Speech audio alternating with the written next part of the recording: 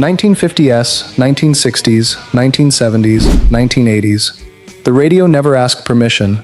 It played in your car, at the dinner table, glowing beside your bed at night, decade after decade. Most of those songs made you dance, or dream, or fall in love. But every so often, one slipped through that felt different, beautiful, until you understood what it was actually about. Maybe she would like more food. Ask me to untie her. A murder, a death, a tragedy hiding under the melody. You might not have caught every word as a kid, but you never forgot how the song made you feel. These are the 10 most traumatizing songs in rock history, and the final one was written by a man who lost his own child.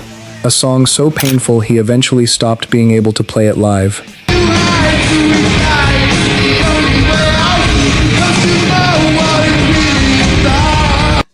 Number 10. Sympathy for the Devil, The Rolling Stones, 1968. Wash his hands, seal his fate. At first, it sounds like a party. A rolling samba groove, hand drums, piano, a smooth voice, inviting you to guess exactly who's talking.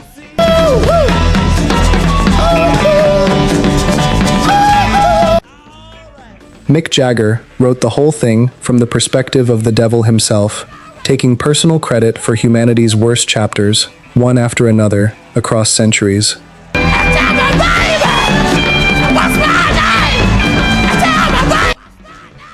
Filmmaker Jean-Luc Godard actually captured the band building the song in the studio, watching it transform take by take from a slow folk sketch into the strutting monster it became. It was theater, a costume nobody was meant to take home with them. Allow me to introduce myself. I'm Will. Then December 6th, 1969 happened. At the Altamont Speedway in California, the Rolling Stones hired the Hells Angels for security, paid partly in beer, and by the time the band took the stage that freezing night, the crowd had already started coming apart. Pleased to meet you. Hope you guess my name. Jefferson Airplane's singer had been knocked unconscious earlier in the day, trying to stop a beating. A fight broke out at the foot of the stage during this very song, forcing the band to stop and beg for calm before restarting. Lucifer, 'cause I'm in need of some restraint. Hours later, in the same set, 18-year-old Meredith Hunter was beaten and fatally stabbed by one of those same bikers. The entire thing captured on camera and later released in the documentary Gimme Shelter. Hey, won't you tell me, baby? What's my name? The devil never left that night. He just changed his seat, and rock and roll has carried that image ever since. A song about a slide at a fairground shouldn't be able to do what happened next.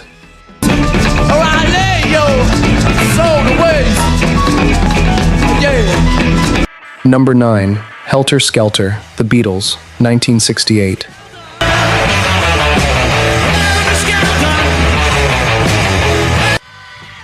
Paul McCartney read an interview where The Who described their own new single as the loudest, dirtiest thing they'd ever recorded, and he decided he could beat them at it.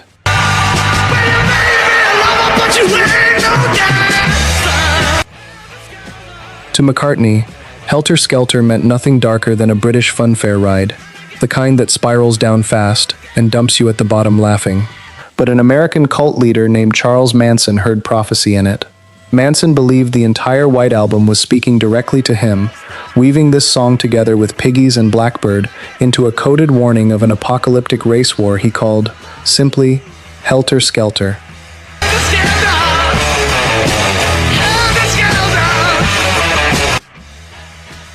In August 1969, his followers murdered 5 people at the Los Angeles home of actress Sharon Tate, who was 8 months pregnant, and killed Leno and Rosemary LaBianca the following night.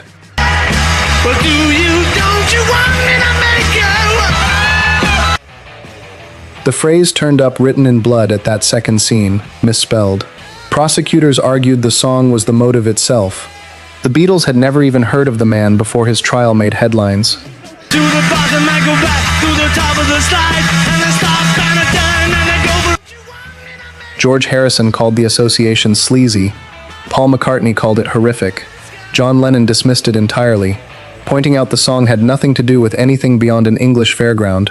The top of the slide, well, stop and turn and go for a ride. They like it. Over 50 years later, 4 musicians from Liverpool still share a page of history with one of the country's most notorious killers, over a song about a playground slide. Did that one surprise you, knowing what it ended up meaning to somebody once? Tell me in the comments, because the next one turns a single photograph into a protest song written in 20 minutes flat.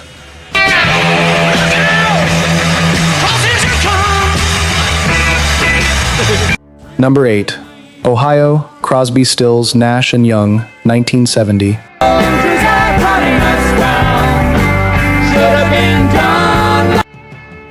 On May 4th of that year, after days of anti-war protests and a burned Rotke building on campus, Ohio National Guardsmen opened fire without warning on unarmed students at Kent State University.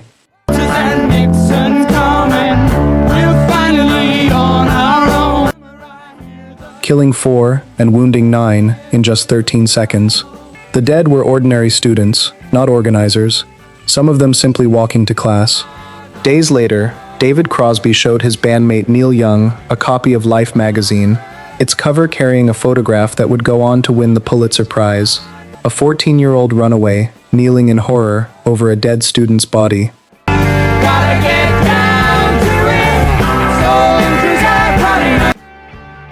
Young stared at it in silence for a long time, then picked up his guitar, and 20 minutes later, the song existed in full. We're finally on our own. This summer I hear The band recorded it in Los Angeles just 17 days after the shooting, and their label president insisted it be pressed and shipped immediately, rushing it onto the radio within weeks, even while their own single Teach Your Children was still climbing the charts.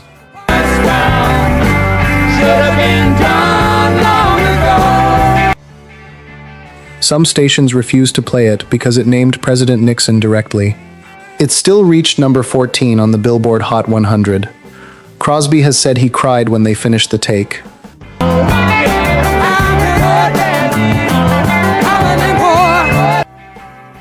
This wasn't metaphor, wasn't fiction dressed up as art.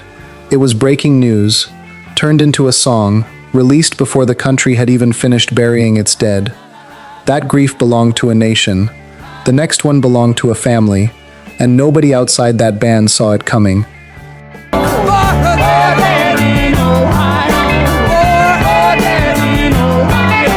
Number 7. That Smell, Lynyrd Skynyrd, 1977. Let's go.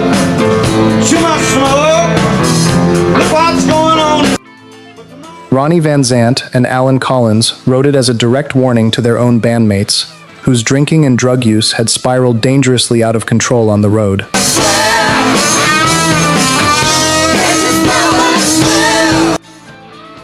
It's a song about a man tempting fate over and over, refusing to stop even as death circles closer. The smell of death surrounds you, Van Zant sang, with no idea how literal those words were about to become.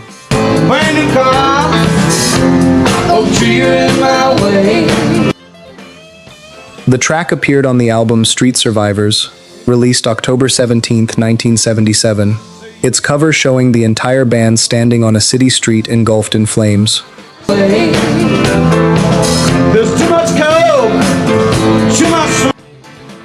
3 days later, on October 20th, their chartered plane ran out of fuel and crashed into a Mississippi swamp, killing Van Zant, guitarist Steve Gaines, backup singer Cassie Gaines, and 3 others, and severely injuring nearly everyone else on board.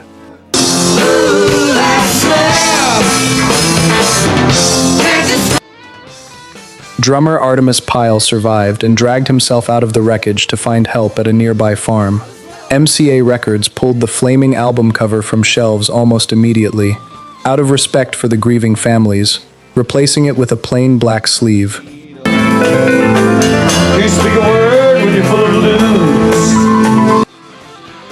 The album still went gold within 10 days and eventually sold double platinum. Nobody wrote this song imagining a real plane crash. It just turned out to describe exactly what was coming for them. Stay with us, because the next 5 songs get even harder to shake, starting with one written entirely from inside a killer's own head. Yeah.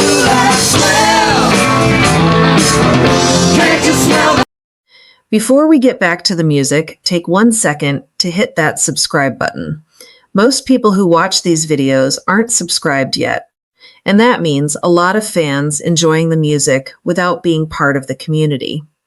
If you love classic rock, legendary guitar riffs, and the songs that shaped generations, this channel was made for you. Every video takes time, research, and passion to bring these memories back to life. So if the music means something to you, subscribe and help keep rock alive right here on this channel. Now let's get back to the music. Number 6. Nebraska, Bruce Springsteen, 1982. Thing in my plane. Springsteen sat alone in his bedroom with nothing but a guitar and a cheap 4-track recorder, and wrote it in the voice of Charles Starkweather. Just twirling her baton. A 19-year-old who, with his 14-year-old girlfriend riding beside him, killed 11 people across Nebraska and Wyoming over 8 days in the winter of 1958, including her own mother, stepfather, and infant half-sister. Some people die. Springsteen had watched the film Badlands, loosely based on the case, and read a biography of the girlfriend before writing what remains the coldest, quietest song of his career. In this world, The closing lines echo an actual letter Starkweather wrote to his parents shortly before his execution, expressing no real remorse for what he'd done. There's no band swelling behind him here, no chorus to soften it, no place to hide. on the front lawn. Just twirl. Springsteen originally recorded the whole album alone as rough demos, intending to redo everything properly with his band, then realized the bare bedroom tape said something the polished versions never could. Twirling her baton. Just one voice, admitting that cruelty sometimes exists in this world for no clean reason at all, and daring you to keep listening instead of reaching for the dial. Out in prison storeroom. Number 5. Polly, Nirvana, 1991. Let me take a ride, hurt yourself. In 1987, a 14-year-old girl in Tacoma, Washington, accepted a ride home after a concert. Want some help, clean myself. The man behind the wheel, Gerald Friend, had already been convicted once before, decades earlier, of an almost identical crime, and had been released on parole. He held her captive for days and tortured her before she managed to escape by jumping from his truck at a gas station. Let me take a ride, hurt yourself. Want some help. Kurt Cobain read about the case in a local newspaper and made a choice most songwriters never would. Rather than write from the victim's side, he wrote the song entirely from the attacker's point of view. Yourself. Want some help, feed myself. Not to excuse him, but to force listeners to sit somewhere genuinely ugly instead of looking away from it. Cobain's one addition to the true story was giving the girl a moment of cunning, outsmarting the man holding her. Want some water to pull out the blow. He later called it, plainly, an anti-rape song. Set to soft acoustic guitar and a voice barely above a whisper, it remains one of the quietest, most disturbing 3 minutes ever pressed onto a record that eventually went multi-platinum. Think I should get out for first. Has one of these ever made you sit in total silence after it ended? Tell me which one in the comments, because the next song turned a forgotten anti-war novel into one of metal's biggest anthems. Myself. Polly said. Number 4. 1. Metallica, 1988. What is democracy? What is democracy? Got something to do with young. James Hetfield's manager handed him a forgotten 1939 novel called Johnny Got His Gun, about a World War I soldier who survives an artillery blast but loses his arms, his legs, his sight, his hearing, and his voice, my breath as I wish for death. Left with only a working mind and a silent, desperate wish to die. Hetfield wrote the lyrics from inside that soldier's head, building the song from a whispering, funeral-paced opening into one of the fastest, most technical passages Metallica had ever recorded. Remember anything? Can't tell if this is true. It became the band's first true top 40 hit, climbing to number 35 on the Billboard Hot 100, almost unheard of for a thrash metal band at the time. This is true or a dream. Deep down inside I feel the stream. Their first music video ever spliced live performance with actual footage and dialogue from the barely remembered 1971 film adaptation, and it hit so hard on MTV that Metallica eventually bought the rights to the entire movie, rather than keep paying royalties to use it.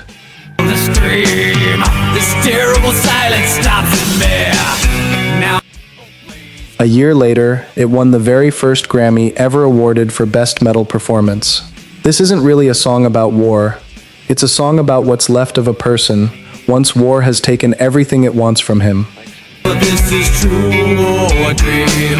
Deep down inside I feel the stream. Number 3, Suicide Solution, Ozzy Osbourne, 1980.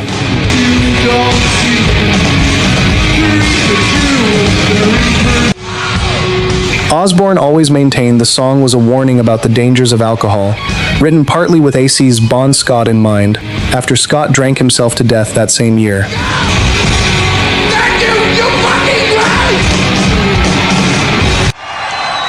The word solution, he insisted, meant liquid, not a way out. But on October 26, 1984, 19-year-old John McCollum died by suicide, while this song played on the turntable in his bedroom.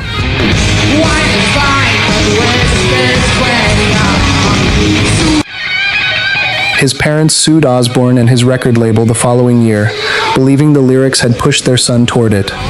The case was dismissed in 1986 on First Amendment grounds, the court finding his death was not a foreseeable consequence of the song.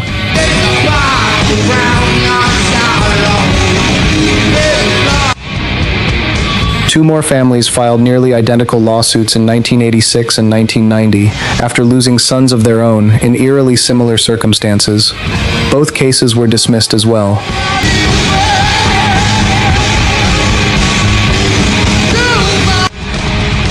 Ozzy has said repeatedly he never wrote a song asking anyone to die, and that he felt genuine grief for those families.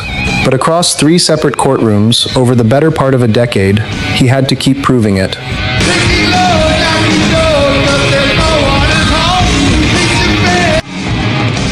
One more transition before the ending you won't forget.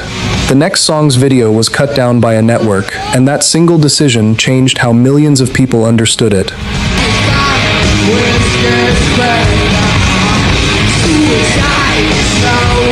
Number 2, Jeremy, Pearl Jam, 1992.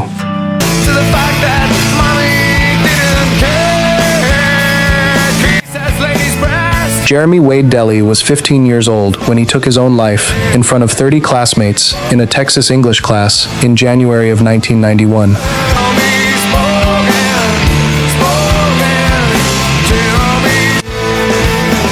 He'd arrived late that morning and been sent to the office for a tardy slip. He came back with something else entirely. Eddie Vedder read a short newspaper item about it and couldn't shake the feeling that a tragedy that size deserved more than one paragraph buried in a local paper.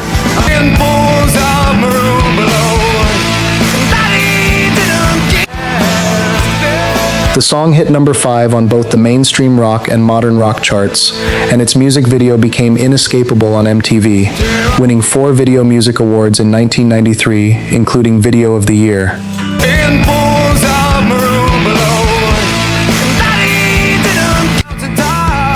But the original cut showed exactly what happened, in full, unflinching detail. The network refused to air that version, forcing a final edit that removed the crucial closing frame.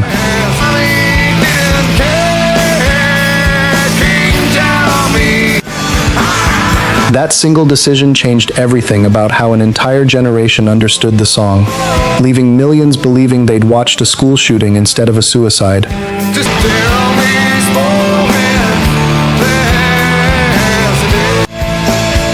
a confusion the song carried for almost 30 years, until the uncut version was finally released again in 2020. And now, the one that hits differently than everything before it.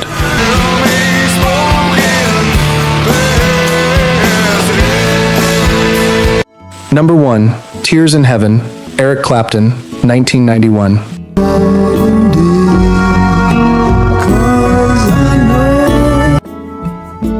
On March 20th of that year, Clapton's 4-year-old son Connor climbed onto an open window ledge 53 floors above Manhattan and fell to his death.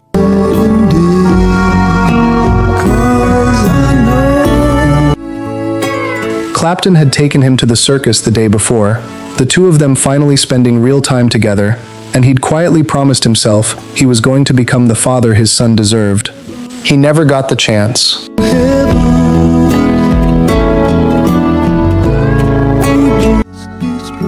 Months later, still inside that grief, he sat down with songwriter Will Jennings and wrote it, built entirely around the ache of wondering whether his son would still know him, still recognize him, if they were ever able to meet again. If I saw you in heaven, just can't stay. The song first appeared on a film soundtrack before his acoustic performance of it turned into a phenomenon. Released as a single, it climbed to number 2 on the Billboard Hot 100, becoming his best-selling single in America, and swept the 1993 Grammy Awards, winning Record of the Year, Song of the Year, and Best Male Pop Vocal Performance.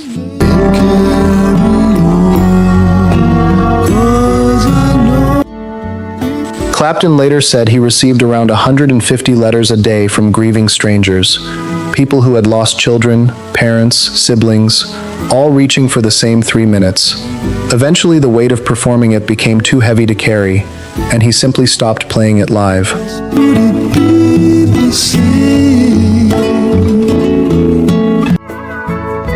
10 songs. 10 decades of melodies that turned out to be carrying something far heavier than any of us realized the first time we heard them.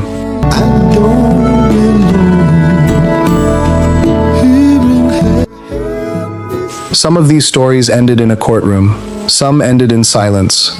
One of them never really ended at all. It just finds a new family to break. Every single time somebody presses play for the first time, not knowing yet what they're about to learn.